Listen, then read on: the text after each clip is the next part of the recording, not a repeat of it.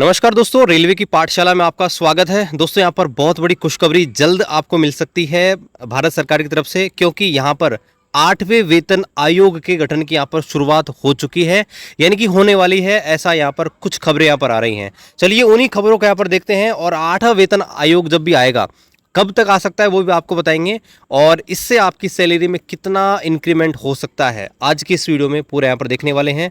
तो चलिए शुरू करते हैं आज के इस वीडियो को। और वीडियो में आगे बढ़ने से पहले मैं आपको बताना चाहूंगा कि रिसेंटली एसएससी के अंदर दो बड़ी भर्ती यहाँ पर निकली है, जिसमें एक एसएससी सीजीएल की है और एक एसएससी सीएचएसएल की है।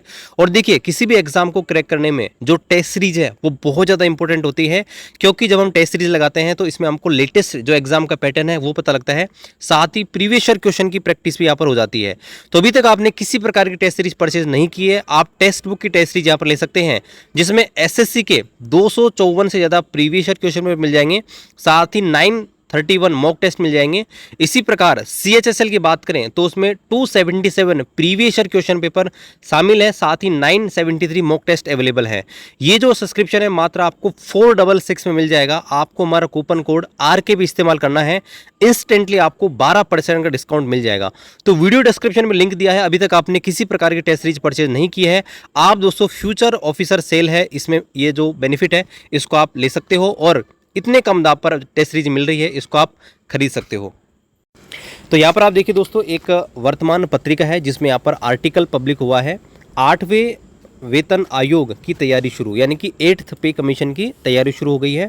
और यहाँ पर आप देखिए, चुनाव में मिले झटके के बाद मोदी सरकार को याद आया मध्यवर्ग, इस प्रकार की हेडलाइन है। देखिए दोस्तों, मैं आपको बताना चाहूँगा कि हर 10 साल में वेतन आयोग का गठन होता आया है, और पिछला जो वेतन आयोग था 1/1/2016 से यहाँ पर आपके लागू है।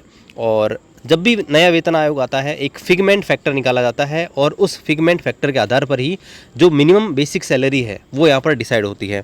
और करंटली यहाँ पर मिनिमम जो बेसिक सैलरी है वो 18,000 है, और जितना यहाँ पर फिगमेंट फैक्टर यहाँ पर आएगा, जो भी रिकमेंडेशन आएंगे 8वें वेतन आयोग की, उसके आधार पर मिनिमम बेसिक पे यहाँ पर डिसाइड होता है।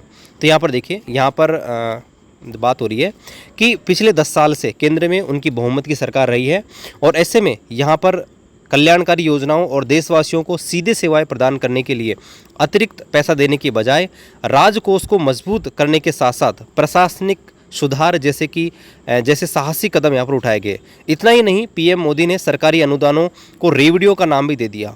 उसी दौरान संकेत दिए गए कि मोदी सरकार फिलहाल नए वेतन आयोग के बारे में नहीं सोच रही है। यानी कि जब भी यहाँ पर इनसे पूछा गया था, कई RTI रिप्लाई भी आई थी, लोकसभा में भी यहाँ पर कई बार मुद्दे उठे थे, तो यहाँ पर उन्होंने बताया था कि हमारा 8वां वेतन आयोग लाने का अभी कोई विचार नहीं है। लेकिन एक ही चुनाव ने सारी जो सोच उसको पलट दिया, यानी कि 2024 का जो इलेक्शन था उसने सारी सोच को यहाँ पर बदल दिया है। और यहाँ पर आप देखेंगे तो अब की बार जो है बीजेपी को यहाँ पर काफ़ी नुकसान हुआ है, इसलिए आप देखेंगे कि यहाँ पर NDA की गवर्नमेंट यहाँ पर बनी है। और यहाँ पर आप देखेंगे तो इन्होंने लिखा भी है कि मोदी सरकार अपने तीसरे कार्यकाल में विशुद्ध NDA सरकार बन रही है, यानी कि NDA की सरकार यहाँ पर बनी है, लिहाजा भाजपा का आत्मविश्वास बिखरा हुआ लग रहा है, ऐसा दोस्तों इस आर्टिकल का कहना है। इसलिए समाज के हर स्तर के लोगों को अब खुश करने की कोशिश की जा रही है। वित्त मंत्री निर्मला सीतारमण 1 महीने के बाद अंतरिम बजट पेश करेगी, यानी कि जुलाई के अंदर आपका बजट आने वाला है फुल। संकेत मिल रहे हैं कि 8वें वेतन आयोग के बारे में यहाँ पर जो है कुछ यहाँ पर सूचना आपको मिल सकती है। यदि इस फैसले को मंजूरी मिल जाती है तो अगला जो बजट आएगा फरवरी 2025 में, इसकी औपचारिक घोषणा उसके अंदर होगी। आगे बताया गया, हालांकि एक वर्ग का मानना है कि केंद्र सरकार 3 राज्यों में अभी चुनाव होने वाले हैं, इसमें भी दोस्तों यहाँ पर इसकी जो है शुरुआत कर सकती है, क्योंकि लोकसभा चुनाव में उनका खराब प्रदर्शन के बाद पहले भाषण में पीएम मोदी ने पार्टी मुख्यालय में स्पष्ट कहा था कि देश का मध्य वर्ग हमारी प्रेरक शक्ति है, सरकार उनके साथ खड़ी होगी। 8वां वेतन आयोग जनवरी 2026 से लागू हो सकता है, क्योंकि 1/1/2016 को 7वां वेतन आयोग आया था, तो 10 साल उसकी जो यहाँ पर 1/1/2026 को हो जाएंगे।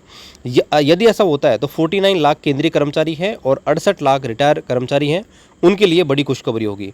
और यहाँ पर देखिए, जो वेतन आयोग आता है वो यहाँ पर अपना फिगमेंट फैक्टर देता है, और उसी से जो बेसिक सैलरी उसको मल्टीप्लाई किया जाता है। तो यहाँ पर देखिए, एक अनुमान के अनुसार फिगमेंट फैक्टर है 3.68 गुना यहाँ पर माना जा रहा है।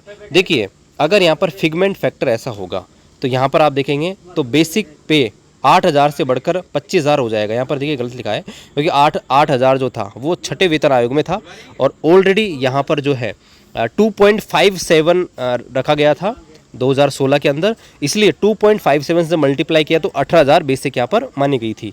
तो अभी हमारा मान रहा है कि बेसिक जो है यहाँ पर 25,000 के आसपास हो सकती है। हालांकि यहाँ पर ये सब क्लियर नहीं है, ठीक है, कितना यहाँ पर होने वाला है ये बाद में ही पता लगेगा, जब फिगमेंट फैक्टर आएगा तब। आगे यहाँ पर देखिए, ये यहाँ पर जो है बाकी तो और चीज़ नहीं है, बाकी यहाँ पर इन चीज़ों की क्लियर है कि यहाँ पर आम लोगों को टैक्स में भी छूट यहाँ पर मिल सकती है, ठीक है। तो दोस्तों ये है यहाँ पर 8वां वेतन आयोग के बारे में एक आर्टिकल, जहाँ पर काफ़ी चीज़ें यहाँ पर बताई गई है।